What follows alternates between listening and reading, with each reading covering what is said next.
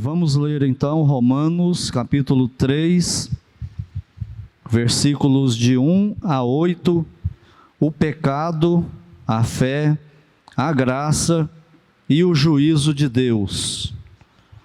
Romanos 3, 1 a 8, diz assim: Qual é, pois, a vantagem do judeu? Ou qual a utilidade da circuncisão? Muita, sob todos os aspectos, principalmente porque aos judeus foram confiados os oráculos de Deus. E daí, se alguns não creram, a incredulidade deles virá a desfazer a fidelidade de Deus? De maneira nenhuma. Seja Deus verdadeiro e mentiroso, todo homem, segundo está escrito, para seres justificado nas tuas palavras e venhas a vencer quando fores julgado. Mas, se a nossa justiça traze a lume a justiça de Deus, que diremos? Porventura será Deus injusto por aplicar a sua ira? Falo como homem. Certo que não. Do contrário, como julgará Deus o mundo? E se por causa da minha mentira fica em relevo a verdade de Deus para a sua glória, por que sou eu ainda condenado como pecador? E por que não dizemos, como alguns caluniosamente afirmam que o fazemos, pratiquemos males para que venham bens? A condenação destes é justa. Oremos. Pai Santo, no nome do Senhor Jesus Cristo, nós entramos mais uma vez em oração na Tua presença, agradecidos ao Senhor por todas as bênçãos que o Senhor já nos deu hoje, agradecidos ao Senhor pelo Teu cuidado, pela Tua providência em cada detalhe da nossa vida. Pai Santo, nós mais uma vez rogamos ao Senhor que abençoe e proteja cada mulher aqui presente e também as que aqui não estão, principalmente as que são Tuas filhas, nesses dias tão difíceis, que o Senhor as proteja, que o Senhor as conduza, que o Senhor as mantenha sempre atentas contra todo tipo de tentação e fortaleça-as contra qualquer tipo de ataque inimigo. E nós também rogamos ao Senhor pela salvação de todas aquelas que ainda não se renderam ao Senhor Jesus Cristo como seu Senhor Salvador. Queremos ainda, Deus Santo, rogar ao Senhor que o Senhor continue cuidando do seu Cipriano, como nós já oramos hoje à noite e enfatizamos diante do Senhor este pedido, que o Senhor cuide dele. O Senhor é onipotente, gracioso, bondoso e pode restaurá-lo fazendo um milagre na vida dele. E se ele ainda não é salvo, que o Senhor o leve a Cristo ainda para a salvação. Pedimos que o Senhor ampare, console e fortaleça os familiares nesse momento de dor, de sofrimento pela enfermidade dele. Também te agradecemos pela cirurgia da irmã Ildaci e a recuperação que o Senhor tem dado a ela, e te pedimos que o Senhor abençoe e proteja a irmã Dulce na sua enfermidade também, esse preparo dela para o exame que ela precisa fazer e aquela apreensão que ela está, talvez até um pouco de medo. Que o Senhor a controle, que o Senhor a acalme, fale ao coração dela nesse momento, que o Senhor conduza tudo isso, que tudo possa transcorrer tudo bem. E Pai Santo, nós agora estamos com a Tua palavra aberta mais uma vez para pregação, exposição dela. Nós te agradecemos, Senhor, pelo privilégio que temos de ainda termos esta liberdade para publicamente abrirmos a Tua palavra e pregá-la. Mas o Senhor sabe e nós reconhecemos a nossa limitação quanto a ela, principalmente, Pai, nesse texto que lemos, um texto tão difícil. Então nós te pedimos que o Senhor, por Tua graça e misericórdia, bondade, amor para conosco, nos conduza na Tua palavra agora, abra o nosso entendimento, capacite-me para explaná-la, e que o Teu Santo Espírito a aplique conforme a Tua vontade em cada coração, pois é no nome santo do Senhor Jesus Cristo que nós oramos. Amém. Podeis sentar-se.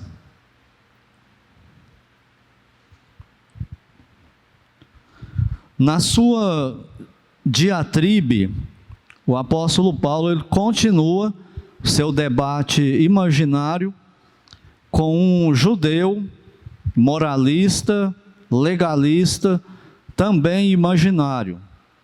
Então essa técnica, essa prática, essa forma que o apóstolo Paulo faz aqui, ela é bastante inteligente, como eu já falei, usada pelo apóstolo Paulo.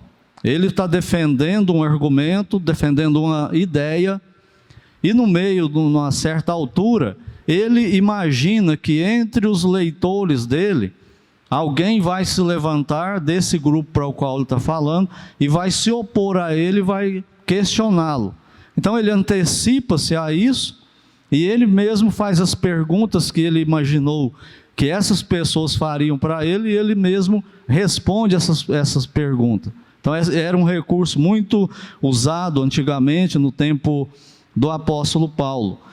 E ele retoma, na verdade ele continua, né, nesse processo aí, que isso aí é chamado de diatribe, essa técnica que o apóstolo Paulo usa aí. E que questões que eles levantam aqui? Nós acabamos de ler esses versículos aqui, do versículo 1 até o versículo 8 do capítulo 3. E todos os comentaristas que eu pesquisei, eles são unânimes em afirmar que Romanos 3, de 1 a 8, é o texto mais difícil de interpretar, de entender, de toda a carta aos Romanos. Então nós estamos diante de um texto muito difícil, já passamos aqui por outros assim também, né, principalmente em 1 de Pedro. Então eu peço, né, chamo a sua atenção para que você procure ficar ligado que esse texto não é fácil de entender, e também não é fácil de explicar, né? Ele é muito difícil, que Deus seja conosco aqui. Agora, por que existe na Bíblia esses textos difíceis, essas passagens complicadas? O apóstolo Pedro mesmo, lá em 1 de Pedro, ele fala disso, né? Em 2 de Pedro, que o apóstolo Paulo, nos seus escritos, escreveu coisas de difíceis compreensão. Mas Paulo não foi o único, Pedro também escreveu coisa difícil. Por quê? Porque, por exemplo, quando Deus deu as profecias do Velho Testamento, relacionadas ao final dos tempos, lá em Daniel principalmente, por que Ele não falou, primeiro virá um império e dá o nome do império, depois vai surgir outro império que vai dominar esse primeiro, e assim vai até o Império Romano, e o Império Romano revivido, e o reino de Cristo inaugurado no planeta? Por que Ele não fez isso? Por que Ele falou em forma de animais? Vem um bode, depois vem um leão, e assim por diante. A gente tem que ler, interpretar aquilo e aplicar. E vários outros textos, né, difíceis que nós temos na Bíblia. O pastor John Piper, ele fala o seguinte, ele crê que Deus fez isso pelo seguinte: para que nós, crentes, gastemos tempo com a palavra dele. É como se Deus estivesse dizendo assim: vocês são privilegiados, vocês são meus filhos e filhas amados, e eu vou me revelar para vocês, e vou falar para vocês coisas que vocês não têm ideia, mas vocês vão ter que usar a sua mente.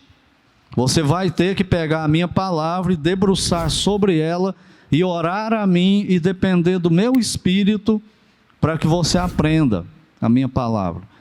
Então o pastor John Piper ele disse crer que é por isso que Deus deu esses textos difíceis. Eu quero, a crer como ele, porque uma razão tem que ter, e eu nunca ouvi uma outra melhor razão para isso. Não é para a gente não aprender.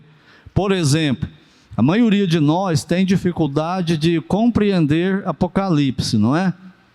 Alguns, pelo que eles comentam, têm até a impressão, acreditam, que Deus está revelando mais escondidamente.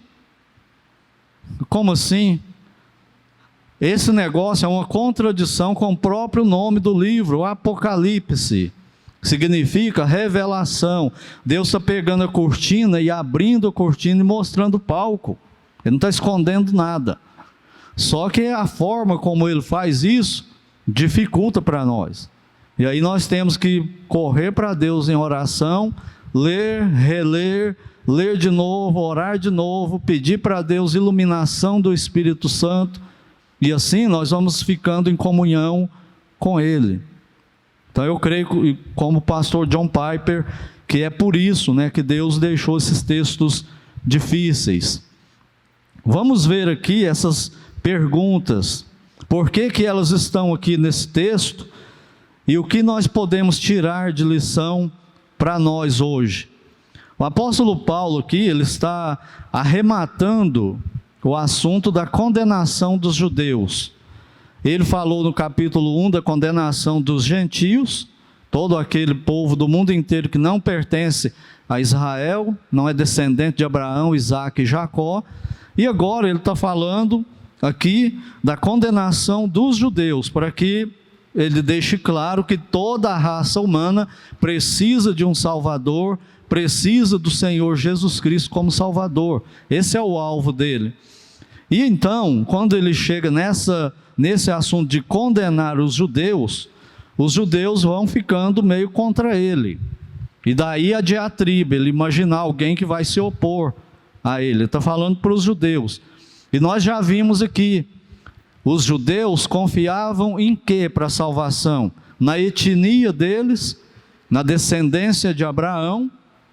Por isso eles achavam que eles tinham o direito de ser salvos e que Deus não iria julgá-los, porque eles são descendência de Abraão.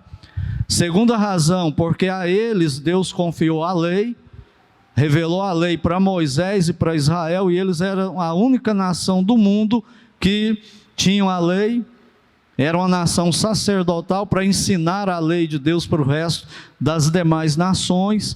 E a terceira coisa, e talvez a mais importante, da qual eles mais se orgulhavam, pela qual eles achavam que eles tinham direito de salvação, era o sinal da circuncisão, que nós vimos aí do capítulo 2, do versículo 25 até o versículo 29, é o último reduto de segurança dos judeus em relação à salvação, da forma errada como eles criam.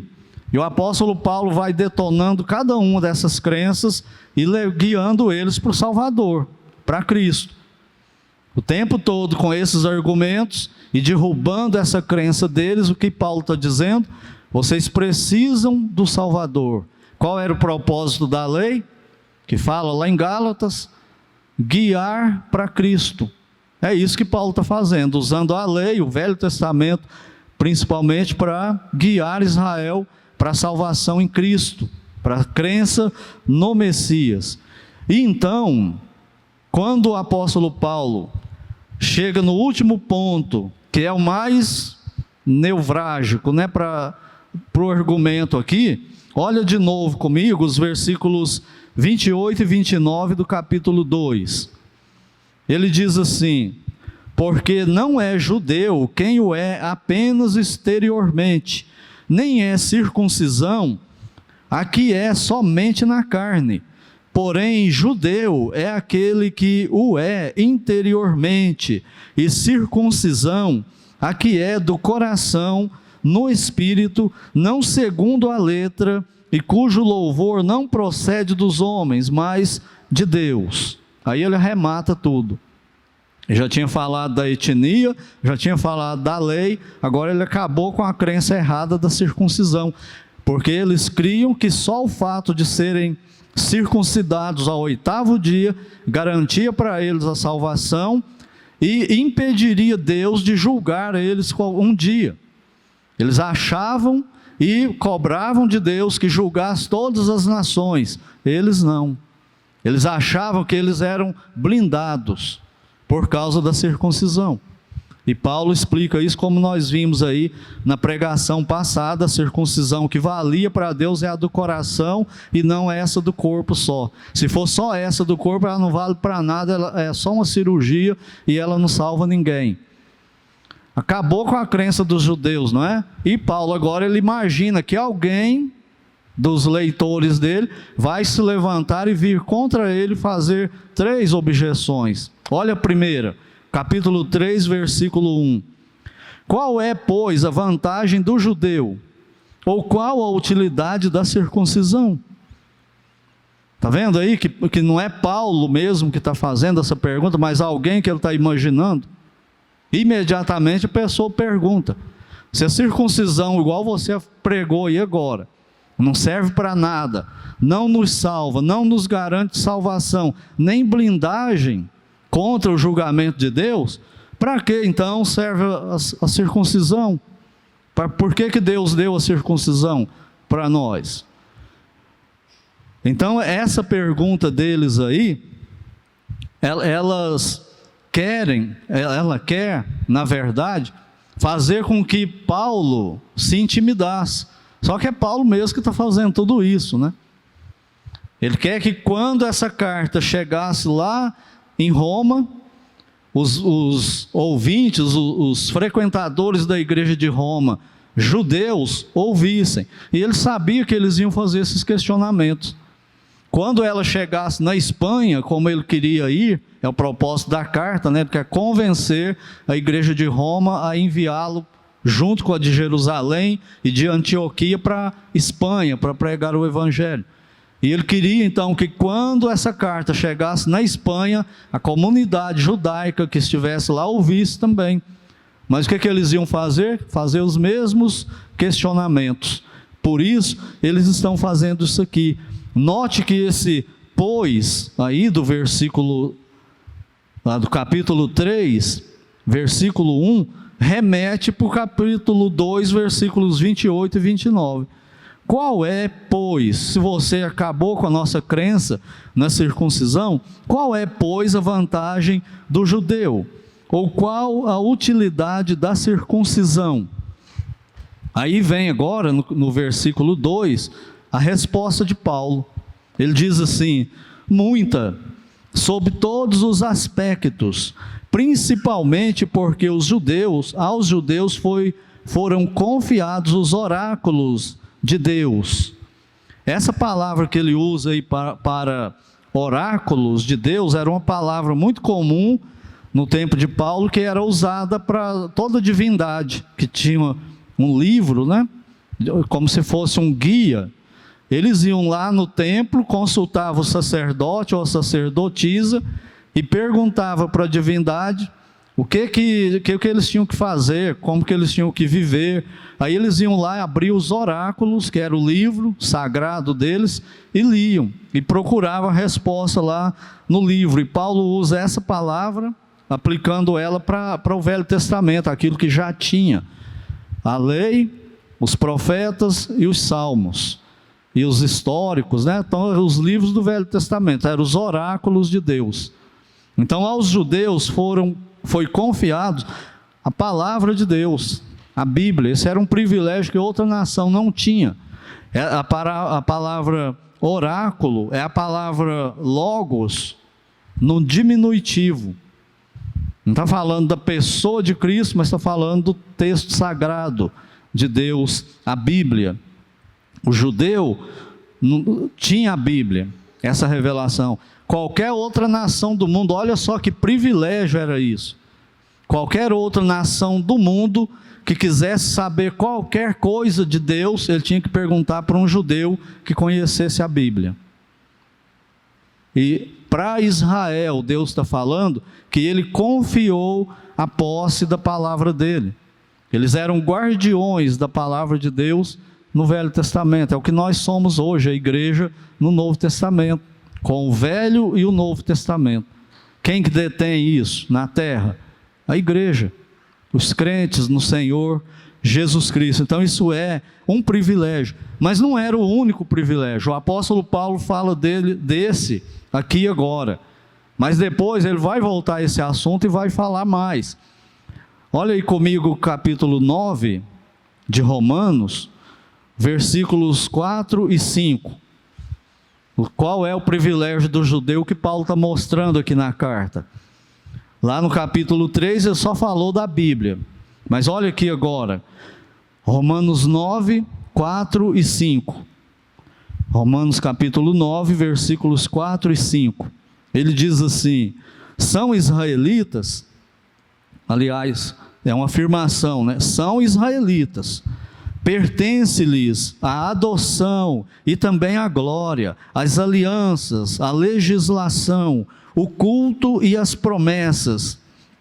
Deles, dos israelitas, são os patriarcas, e também deles descende o Cristo, segundo a carne, o qual é sobre todos, Deus bendito, para todos sempre. Amém. Está vendo os privilégios de Israel?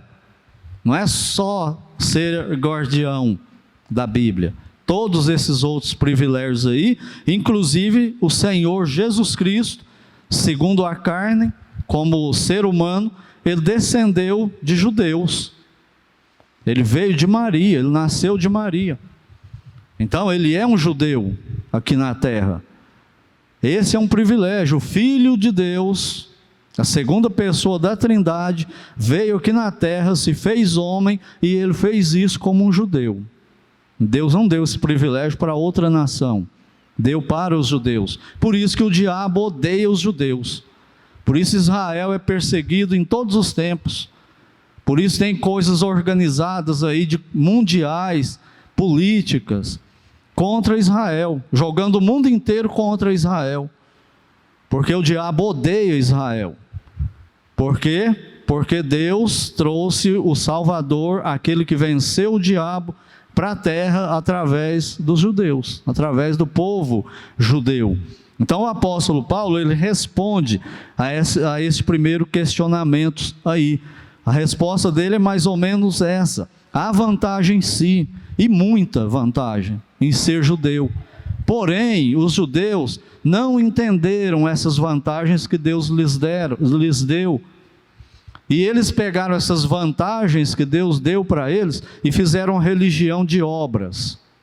E acabaram ofendendo a Deus com os privilégios que Deus deu para eles, querendo conquistar a salvação de Deus por causa dos privilégios que Deus deu para eles, para guiar eles para a salvação, que é o Filho de Deus. E eles não entenderam isso. Mas o judeu, ele não se deu por satisfeito com relação a essa resposta de Paulo. E aí ele faz uma segunda objeção ao argumento de Paulo, que a salvação é por graça, por fé, através do Messias, e não através daquilo que os judeus estavam crendo. No versículo 3, o questionamento é: e daí? Então isso aí é o judeu imaginário que está perguntando para Paulo. E daí? Se alguns não creram, a incredulidade deles virá desfazer a fidelidade de Deus? Pergunta fácil, você entende o que ele está perguntando aí? Até dificulta ainda mais porque é o próprio Paulo que está escrevendo. E se a gente não entender que ele está imaginando alguém debatendo com ele, a gente não entende nada. Por que Paulo está escrevendo isso aqui? Ele enlouqueceu. Mas não é Paulo, é um opositor imaginário que está perguntando isso para ele. Então a ideia aqui desse segundo questionamento é a seguinte: Deus quebrou a sua promessa. Esse é o raciocínio. Se a salvação não é pela etnia nossa, de ser judeu, se a salvação não é pela guarda da lei, não é pela circuncisão, que vantagem tem ser judeu? Aí Paulo responde. E o que ele fala? Mas então, acompanhe o raciocínio. Então, Paulo, se isso é verdade que você está pregando, então Deus quebrou a promessa dele com Israel, sabe por quê? Porque nós fomos infiéis, nossos pais foram infiéis, e Deus não nos abençoou, e Ele não deu as promessas que Ele prometeu que ia dar. Esse é o questionamento. Isso aí tornou Deus infiel. Está vendo que eles estão com raiva de Paulo e argumentando? É o que Paulo está imaginando, né, que eles fariam ali. E Paulo responde isso para eles: de maneira nenhuma, seja Deus verdadeiro e mentiroso todo homem. Por que Paulo responde assim? Pelo seguinte: na aliança de Deus com Israel, onde Deus deu aqueles privilégios para Israel, não tinham só promessas de bênçãos, tinham promessas também de maldições, de punições, de disciplina. Se você vai lá em Deuteronômio e lê as promessas e as maldições, nós vamos ver, eu creio que a maioria aqui já sabe disso aí. Quando chega em Deuteronômio, capítulo 28, Deus faz promessa. Ele diz o seguinte: Israel, a aliança era assim: Israel, se vocês me obedecerem, seguirem a minha palavra, me temer, me adorar do jeito que eu mando, eu vou abençoar vocês.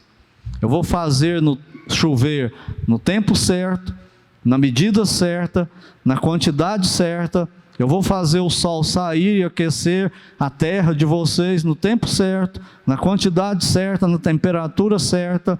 A lavoura de vocês vai ser a mais produtiva da terra, é a que vai ter mais qualidade. Os animais de vocês vão ser os melhores rebanhos do mundo. Vocês não vão ficar doentes tanto quanto as demais nações. E quando qualquer nação quiser vir contra vocês, eu vou vir contra essas nações. Eu vou abençoar vocês. Israel, glória a Deus, bendito Jeová. Mas quando chega no versículo 15 do capítulo 28, Deuteronômio, o que ele fala? O que Deus fala? Se vocês não me obedecerem, aí a coisa vai ficar ruim para vocês. Eu vou fechar as janelas do céu, o céu vai se tornar como de bronze, vocês vão orar e eu não vou responder, eu vou ignorar, e eu vou fazer o contrário das bênçãos. Eu não vou deixar o sol sair o suficiente, ou eu vou fazer ele vir queimar tudo, ou eu vou mandar tanta chuva que vai acabar com a lavoura de vocês, o rebanho de vocês vão ter peste, vão ser inférteis, e quando nações vierem, eu vou usar essas nações e empurrar contra vocês para disciplinar vocês. Isso aí eles não queriam, essa parte eles não queriam, e é isso que Paulo está falando. Ele está dizendo o seguinte: as promessas de Deus para Israel continuam valendo, e Deus vai cumprir, no tempo dele. Quando que ele vai fazer isso? No milênio. Ele vai cumprir, só que ele vai cumprir com um Israel restaurado, um Israel arrependido, um Israel que crê no Filho dele, que teme o Filho dele, que segue o Filho dele. É esse Israel para quem Deus vai cumprir as promessas. E agora, no restante aí do versículo 4, o apóstolo Paulo, quando ele fala assim: seja Deus verdadeiro e todo homem mentiroso, ele está falando, se alguém falhou na aliança, foi o homem, foi Israel, não foi Deus. Se tem alguém falhando aí, sendo infiel, não é Deus, é Israel. E aí Deus, através do apóstolo Paulo, ele pega o Salmo 51 e esfrega, por assim dizer, na cara dos judeus. O que acontece lá no Salmo 51? É o salmo que Davi escreveu depois do adultério dele com Betseba. E o que ele fala lá no salmo? que Deus, depois que ele se arrependeu, Deus perdoou ele, perdoou Betseba, restaurou os dois, usou os dois. Então, quando ele fala o restante aqui do versículo 4, ele está citando o Salmo 51, 4. Para seres justificado nas tuas palavras e venhas a vencer quando fores julgado. O que o judeu estava questionando mais aqui de Paulo? Que Deus ia julgar eles. E o que Paulo está falando para eles? Se vocês se arrependerem igual Davi, se arrependeu e Betseba, e correrem para Deus humilhados, confessarem para eles que vocês são pecadores, que estão falhando, e que vocês não creem no Filho dele, mas que agora vão crer, ele perdoa vocês, ele salva vocês, ele restaura vocês, ele usa vocês e ele abençoa vocês. É isso que ele está dizendo para os judeus aqui. Deus nunca mudou. E é a mesma coisa até hoje com os pecadores. Se rejeitar o Filho dele, ele rejeita você. Mas se você se arrepender, confessar seus pecados, correr para o Filho dele, ele perdoa você, ele salva você, justifica você, ele usa você, ele abençoa você e entra numa aliança de paternidade para a eternidade com você. Mas precisa se arrepender. É isso que Paulo está dizendo para Israel. Ele quer pregar o Evangelho para Israel. Mas o judeu não se dá não por satisfeito. Esse questionamento deles aqui também tem a ver com pragmatismo. O que é pragmatismo? É usar aquilo que funciona, independente de como usa. O que o judeu queria? Que quando a palavra de Deus fosse ensinada e pregada, os gentios se convertessem, Israel ficasse fiel, tudo isso. Então Deus quebrou a promessa dele, isso não vai funcionar. E o que Paulo está dizendo para ele? A pregação da palavra de Deus é autônoma. Ela independe do resultado. Hoje em dia tem isso também. Quantos crentes usam erradamente versículos da Bíblia para dizer ou para querer ensinar que a palavra de Deus ela faz as pessoas se converterem em todo tempo e todo mundo. Eu velo sobre a minha palavra para a cumprir. Está vendo? Então, se eu pregar, Deus vai usar a palavra dele para quem eu estiver pregando e ele vai se converter. Ou então, a minha palavra não voltará para mim vazia. Está vendo? Se eu pregar a palavra, Deus promete que ela não volta vazia. Então, se eu pregar, ele vai crer. Não é isso. Quem é chamado o profeta evangelista? Qual livro do Velho Testamento é chamado o quinto evangelho? Isaías. Ele é chamado o quinto evangelista e o livro dele é chamado de o quinto evangelho. Tanto que ele fala de salvação. Quem creu nele? Ninguém. O que ele escreveu? Senhor, quem creu na nossa pregação? E a quem foi revelado o braço do Senhor? Deus falou para Isaías, quando ele falou, eis-me aqui, envia-me a mim. Deus falou, então vai, que eu vou te enviar e você vai pregar para o meu povo. Aí Isaías, puxa vida, que bênção, vou ser um missionário, um pastor, um pregador.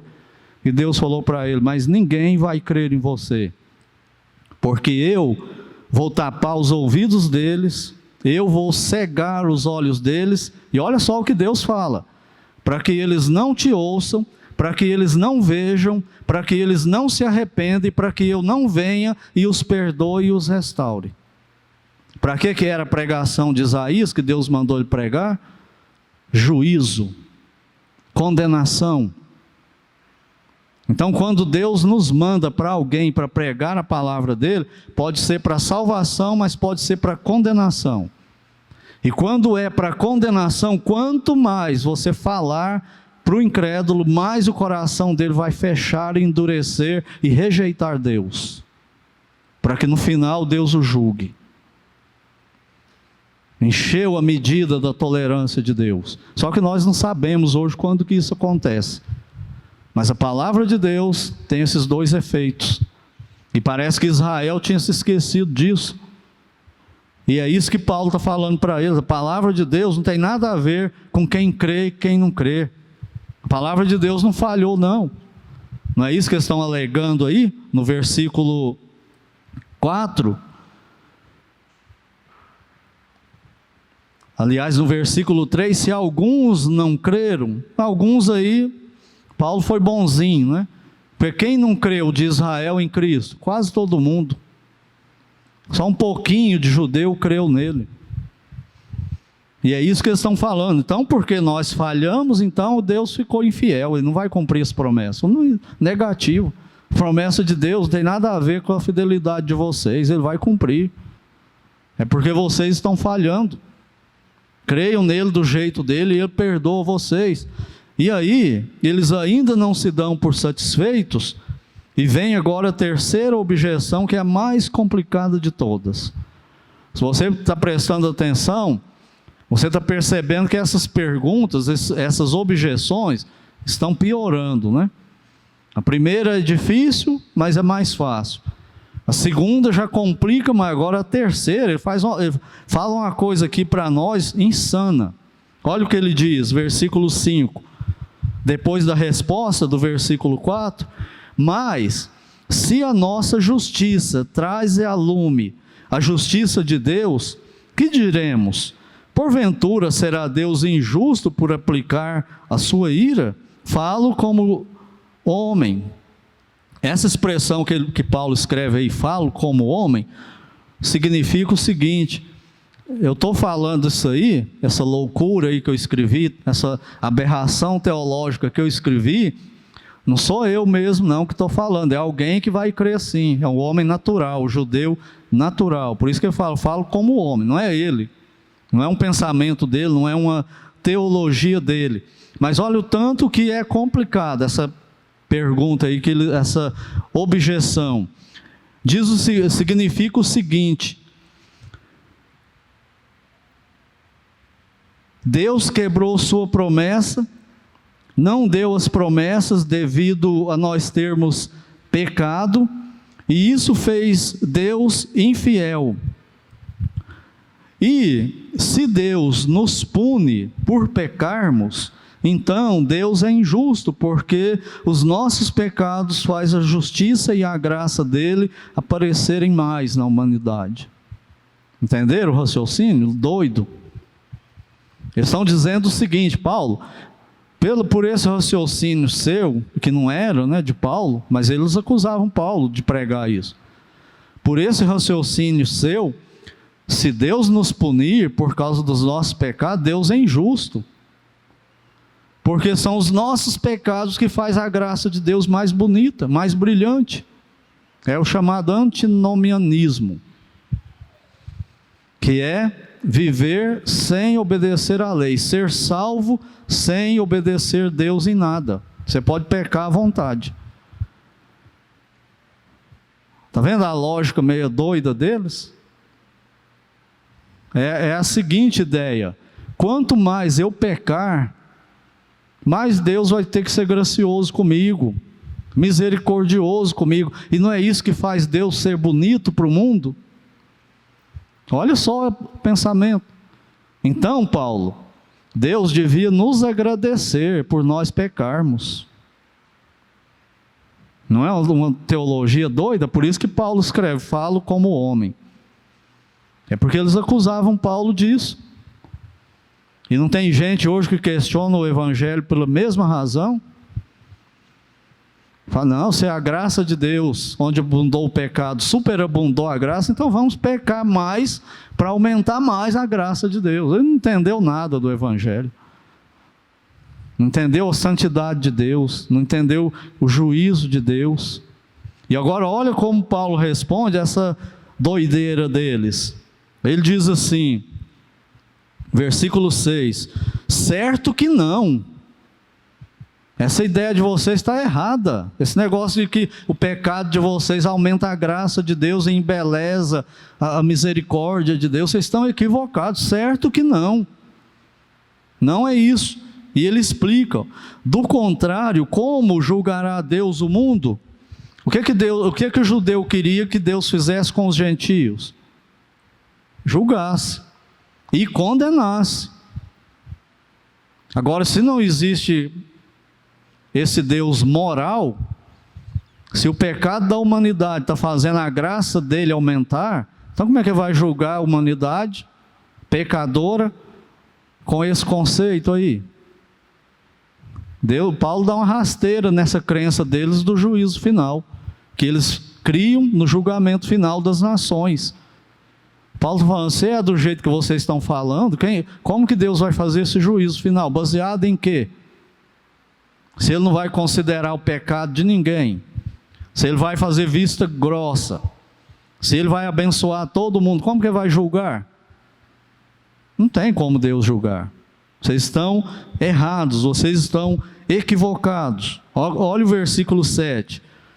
E se por causa da minha mentira fica em relevo a verdade de Deus para a sua glória, por que sou eu ainda condenado como pecador? Por que Paulo está falando isso aqui? Pelo seguinte, porque eles acusavam Paulo de pregar essa doutrina que eles estão falando aqui no Evangelho. Paulo, se você prega aí, isso que você prega é mentira. Deus vai sim salvar os judeus porque nós somos descendência de Abraão. Deus vai sim salvar o judeu porque nós somos guardiões da lei. E Deus vai salvar o judeu porque nós somos o povo da aliança e temos a marca dessa aliança no nosso corpo, que é a circuncisão.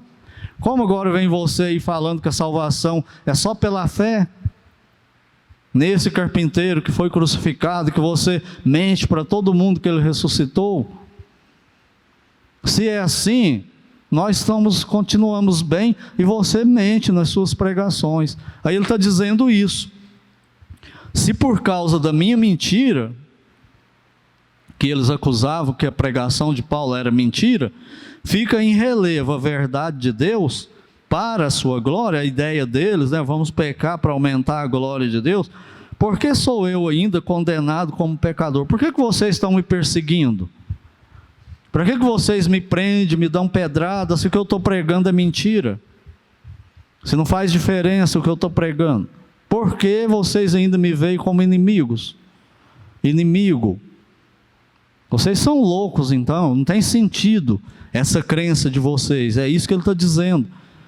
E aí no versículo 8 ele fala assim, e por que não dizemos, como alguns dos judeus, caluniosamente afirmam que o fazemos, pratiquemos males para o que venham bens. Por quê? Eu que estou pregando isso aí, que nós devemos pecar para que venham as bênçãos e a graça e a misericórdia de Deus? Vocês estão falando isso de mim caluniosamente, nunca preguei isso. Eu prego o Evangelho. E olha como ele conclui esse assunto. A condenação destes é justa. Ou seja, quem pensa desse jeito que os judeus estão pensando, vão ser julgados por Deus. Essa é a conclusão de Paulo. Ele acaba com os judeus. Não tem para onde vocês correrem. E se vocês acreditam nisso ou não, não faz a menor diferença. Deus vai julgar vocês e Deus vai condenar vocês. Então é melhor vocês correrem para o Messias, é o único meio de salvação. Corram para o Senhor Jesus Cristo. Rendam-se a Ele, vocês precisam dEle. Porque vocês não vão se dar bem com essa crença doida de vocês, não.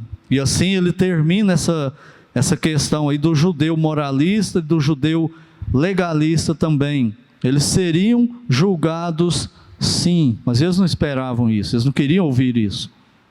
Eles queriam ouvir que o judeu não vai ser julgado, que o judeu está blindado por causa de tudo aquilo que nós já vimos aí. E a conclusão de Paulo é: a condenação destes é justa. Essa frase de Paulo significa o seguinte: se você confia para a sua salvação na descendência de Abraão, Isaque e Jacó, você será condenado ao inferno. Se você confia na lei, na sua religião, para a sua salvação, Deus vai te julgar e vai te jogar no inferno para toda a eternidade. E se você crê na sua circuncisão, para a sua salvação, Deus vai te julgar e vai te condenar, e você vai ser jogado no inferno eternamente. Isso que significa essa expressão, a condenação destes é justa. E por que é justa?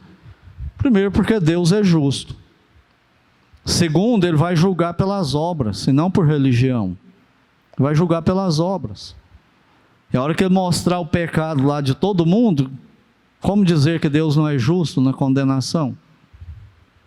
Então a condenação destes é justa. Vocês estão enganados aí, judeus. Mas o que nós podemos tirar desse texto aqui para nós? Viram aí como esse texto é difícil?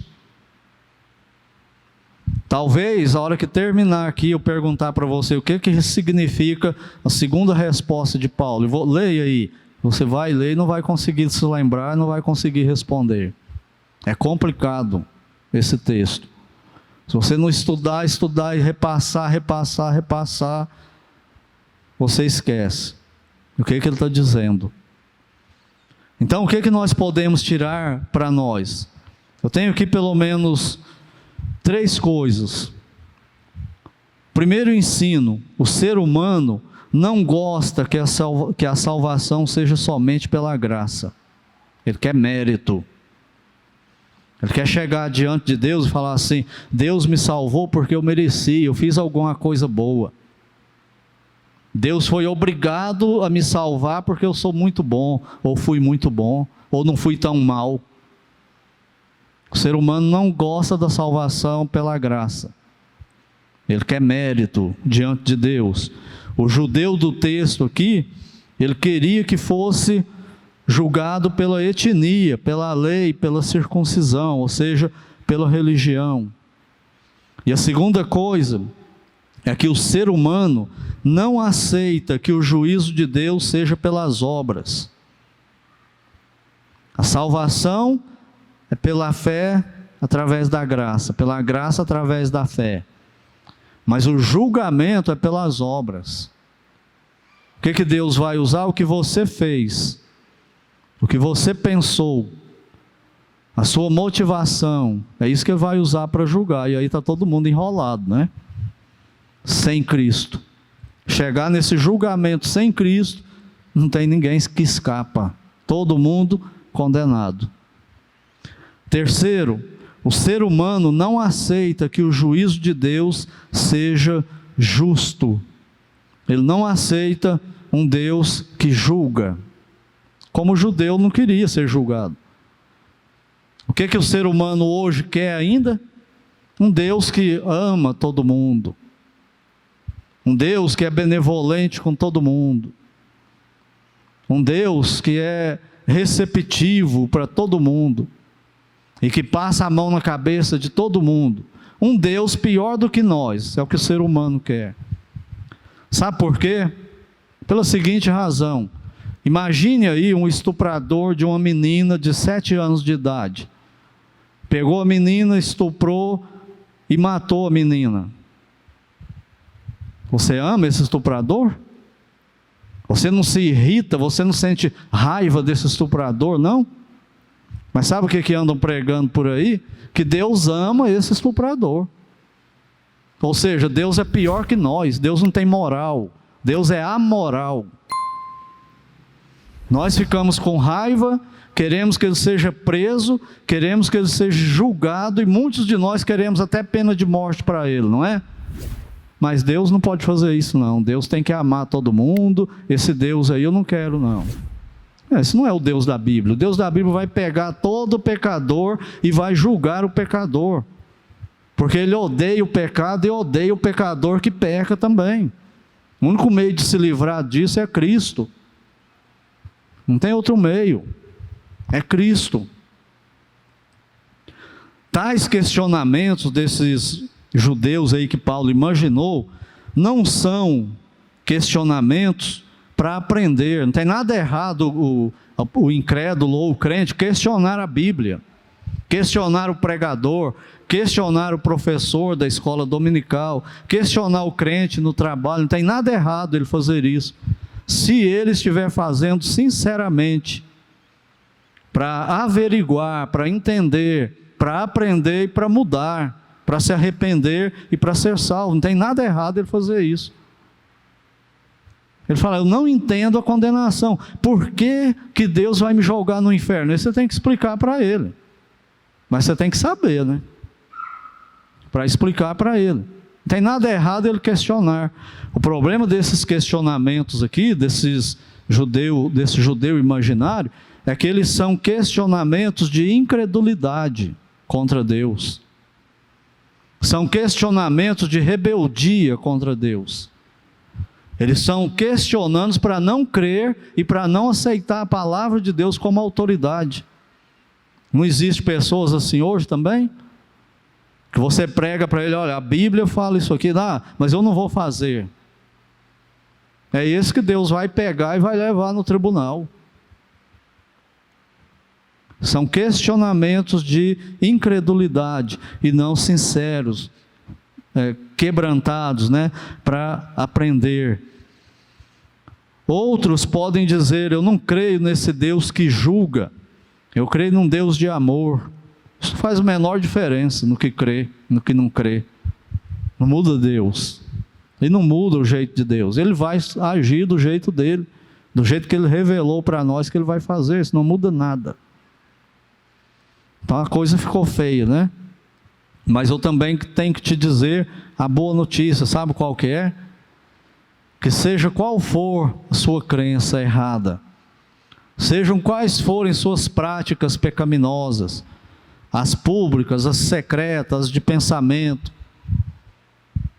se você correr para Deus e falar: Senhor, eu estou condenado, eu sou culpado, e o julgamento do Senhor contra mim é justo, como Paulo fala que a condenação destes é justa. Senhor, se o Senhor me condenar é justo, mas eu me arrependo, eu creio no seu Filho agora, eu quero parar com esse pecado, e eu quero que o Senhor me salve em Cristo, e eu quero que Ele seja o meu dono, o meu Senhor, o meu Salvador. Aí mesmo, onde você está, sabe o que Deus faz? Em Cristo, Ele te perdoa. Primeiro Ele te ouve, para te responder, te perdoa, te salva, te justifica, coloca o Espírito Santo dele no seu corpo, e te transforma em filho ou filha dele para toda a eternidade, e ninguém mais no universo te condena, nunca mais. Será que tem alguém assim hoje aqui? Rebelde contra Deus? Qual será a sua atitude? O nosso clamor para você, nós rogamos para que você se arrependa e creia, e corra para Cristo e se renda a Ele como Salvador, para a sua salvação. E por último, para nós crentes, o que tudo isso nos ensina? Lembra que Deus que está falando através de Paulo, que os judeus eram, sim, muito importantes, e que tinham muitas vantagens espirituais sobre todas as outras nações. Eles não fizeram o que Deus queria, rebelaram-se. E Deus levantou a igreja, que somos nós, crentes em Cristo, homens e mulheres de todo mundo, que se rendeu a Cristo como Salvador já, como eu acabei de explicar. Tudo aquilo que Ele tinha dado para Israel, Ele deu para nós. Nós temos os oráculos de Deus, nós somos os únicos que podemos pregar o Evangelho para Deus, e nós somos o único povo que Deus vai usar para salvar os eleitos dele na terra. O que privilégios traz para nós também? Grandes privilégios nós temos, não é? O que os privilégios traz para nós também? Responsabilidade. Como nós temos vivido, o que nós temos feito com esses privilégios aí? Lembre-se, nós não vamos, graças a Deus, para o grande trono branco do juízo final. Mas todos nós estamos caminhando dia após dia para o tribunal de Cristo. E Ele vai nos julgar. Não vai julgar os pecados, mas as nossas obras. Ele vai nos julgar. Você é crente em Cristo? Como você tem vivido? Responsavelmente ou de forma relaxada com Deus? Não liga para nada como crente que diz que é. Então considere. Se está vivendo de forma relaxada, desobediente, se rebelando contra Deus, lembra da expressão que Paulo termina o assunto. A condenação destes é justa. Então que sirva de alerta para nós. Oremos.